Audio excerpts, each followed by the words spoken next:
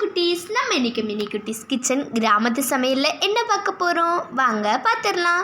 நம்ம இன்றைக்கி சூப்பரான ரெசிபி தான் பார்க்க போகிறோம். மழை நேரத்தில் எல்லாத்துக்கும் பிடிச்ச பஜ்ஜி தான். வாங்க குட்டீஸ் செய்யலாம். அதுக்கு தேவையான பொருள் கடலை மாவு, எண்ணெய், ஸ்லைஸாக கட் பண்ணி வச்சுருக்க வாழைக்காய், வத்தத்தூள், உப்பு, ஆப்பச்சோடா, தண்ணீர், இதெல்லாம் நம்மளுக்கு தேவை.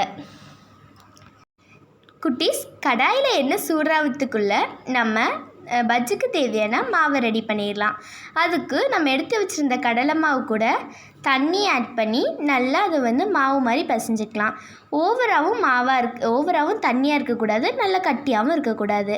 அதே மாதிரி நல்ல தோசை மாவு பதத்துக்கு வர மாதிரி நல்லா பண்ணிவிட்டு அது கூட நம்ம எடுத்து வச்சுருந்த வத்தப்பொடி, ஆப்பச்சூடா,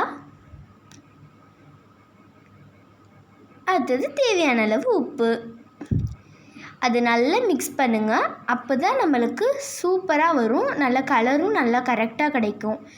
இப்போது நல்ல தோசை மாவு பதத்துக்கு வந்தோடனே அது கூட நம்ம ஸ்லைஸாக கட் பண்ணி வச்சுருக்கோம் இல்லையா வாழைக்காய், அதை ஒன்றா டிப் பண்ணி நம்ம சூடாக வச்சுருந்த எண்ணெயில் போட்டு எடுக்கணும்.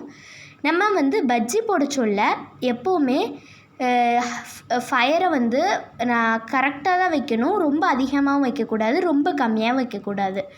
நார்மலாக வச்சா தான் நம்மளுக்கு பஜ்ஜி நல்ல ப்ளஃபியாக நல்ல புஸ்ஸு வரும். அப்போ தான் சாப்பிடவும் நல்ல டேஸ்டியாக இருக்கும். இப்போது நல்லது மேலே வந்ததுக்கப்புறம் நல்ல புஸ்ஸுன்னு வந்துட்டால் இப்போ நம்ம அதை திருப்பி போட போகிறோம். திருப்பி போட சொல்ல நல்லா கேர்ஃபுல்லாக போடுங்க, இல்லைன்னா ஒன்றோடு ஒன்று ஒட்டி இருக்கும். கடாயிலையும் சில மாவு ஒட்டி இருக்கும், அதனால் பார்த்து போடுங்க. இப்போது நல்லா வெந்தக்கப்புறம் நம்ம ஒரு பிளேட்டில் அதை எடுத்துக்கலாம். நல்ல மழைக்கு ஏற்ற மாதிரி சுவையான பஜ்ஜி ரெடி. குட்டீஸ், மறக்காமல் மினி குட்டீஸ் கிச்சனை லைக் பண்ணுங்கள், ஷேர் பண்ணுங்கள், சப்ஸ்கிரைப் பண்ணுங்கள், கூடவே பெல் ஐக்கானை கிளிக் பண்ணிக்கோங்க. பாய்.